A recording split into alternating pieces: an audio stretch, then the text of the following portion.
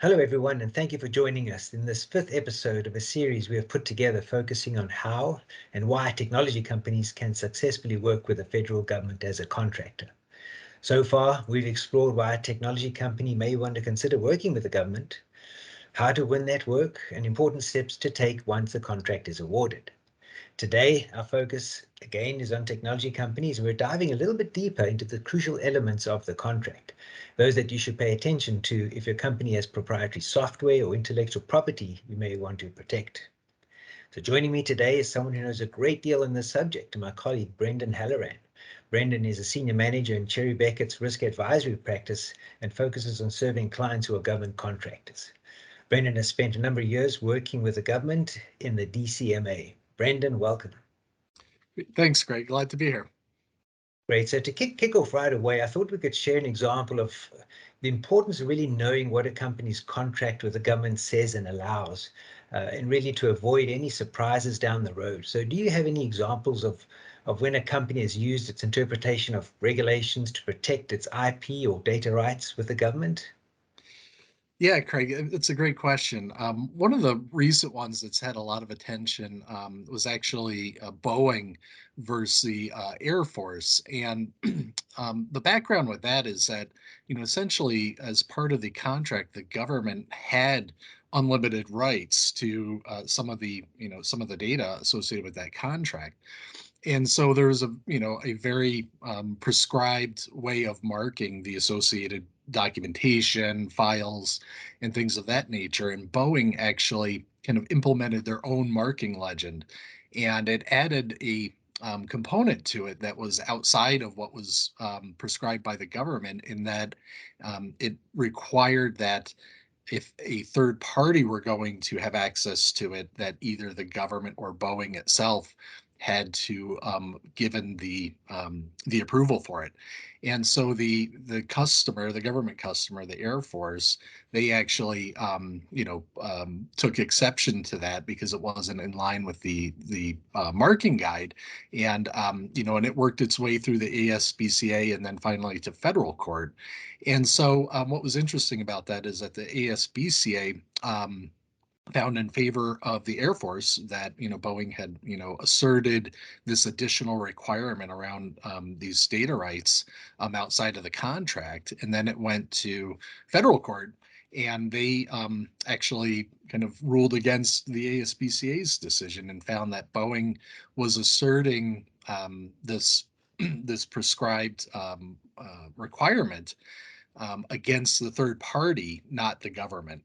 So it was very interesting, and I think very telling that as a contractor, and of course Boeing being a significant government contractor, of looking for a way to not restrict, but to just put some provision around what the government or how loosely the government could actually provide that to a third party it was working with. So that I think was very impactful, and certainly I think empowers government contractors a little bit to really read the fine details and understand how to apply that in the operation of their contract. The other thing too, just kind of more broadly around that, is that I think it's important for folks to just kind of understand that with technical data and data rights, there's so many things that are covered. I mean, it could be drawings, it could be instruction, straight through software, source code. There's just so many components, and obviously nowadays the real focus is on software coding, and really kind of the computer related aspect of that. And so it really is important to for companies to be thinking ahead, as to what that use could be, and if after the term of government contract, what's going to happen to some of those, whether it be software, is the government going to continue to use it, is there some kind of support or maintenance that goes along with it? There's just really a lot of things that companies do want to take the time to be aware of, as they're entering into the contract, or looking for a market for their for their technology. Right. Now, you're really key there in terms of just being aware can be can be super helpful. So what should a contractor be mindful of when proposing or negotiating a contract, with respect to protection of their IP, which is really, very important to the value of the company going forward, as well as future potential commercialization of technology?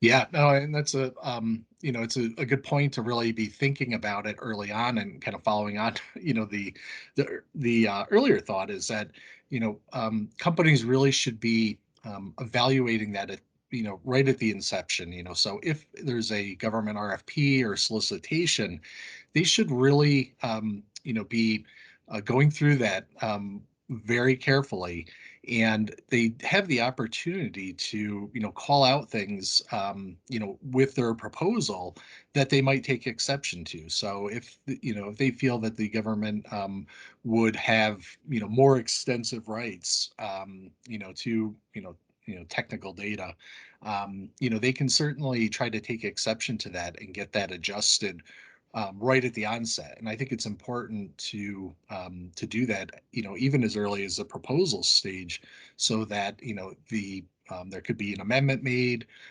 or that it's memorialized that if they are awarded the contract, they have already kind of set the mark in the sand.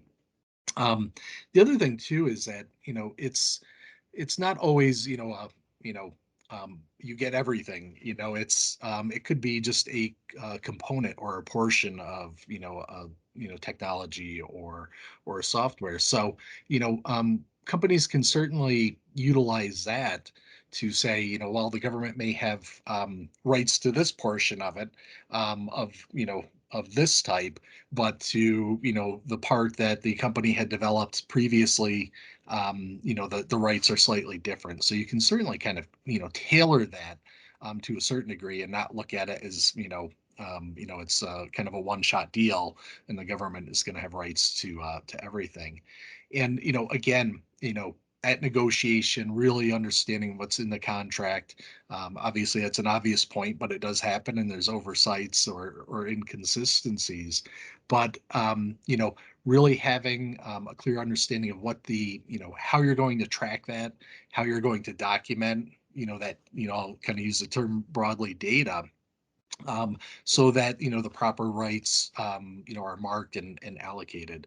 So really, that due diligence throughout the process is really crucial for companies to make. And it may or may not be overly complicated, but something as simple as not marking a technical data package or drawing properly, you can actually lose your rights to it. So it can be just a documentation thing.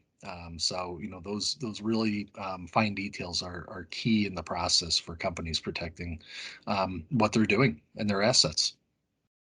Absolutely. Now, Brendan, there's been a lot of talk around independent research and development, or IR&D. So how does that play into this discussion? Yeah.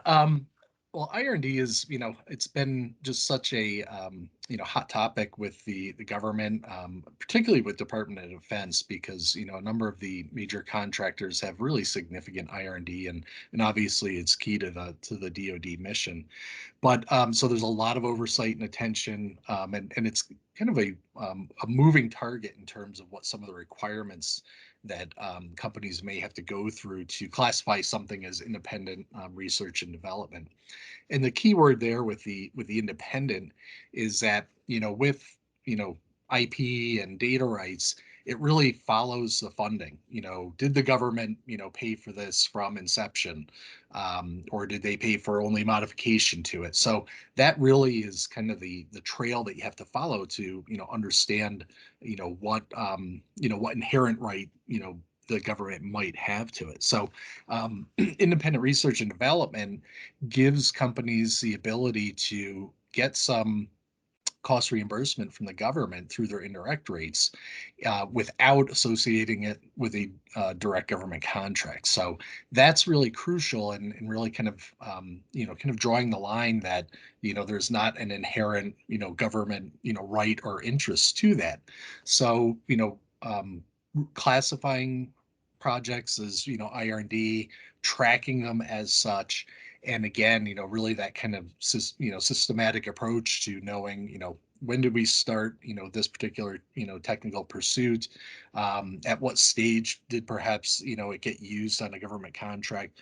All of those things are really, really crucial in kind of drawing that line, or kind of putting up that wall for companies to protect, what they might do with that particular project, that IR&D project, if it comes to fruition. So, again, kind of having that cost at their own private expense versus, government expense is really, that's kind of the lead that the government will follow if they want to try to assert some right to it. So, there's really great benefit to, IR&D. And it allows companies, with some potential, investment indirectly by the government to pursue projects, and develop them either for, commercial market, where there might be some government interests, or for government use, or both. So certainly, IR&D is just such a, it can be a great benefit to companies, and if they leverage it properly, they can really, help their budget and bottom line by doing it that way. The one note I'll make on IR&D is just, to remind companies to really stay abreast of what the current requirements are, because there's typically going to be some, documentation reporting requirements, right at the onset of the, of that project, or even before, as well as some reporting, on an annual basis, as to their progress. So, by doing some of the, I'll say paperwork, but doing some of the reporting on that, it can really, help you defend, your position that it was an independent project, and then also justify if you want to get some of the costs reimbursed.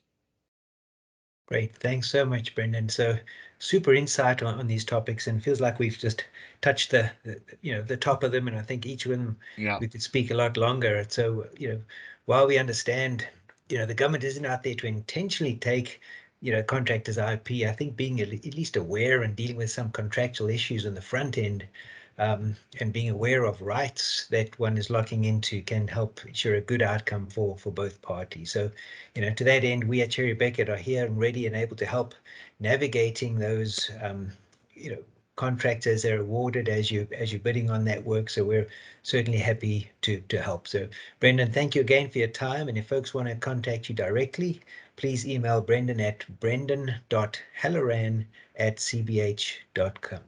Thanks, everyone.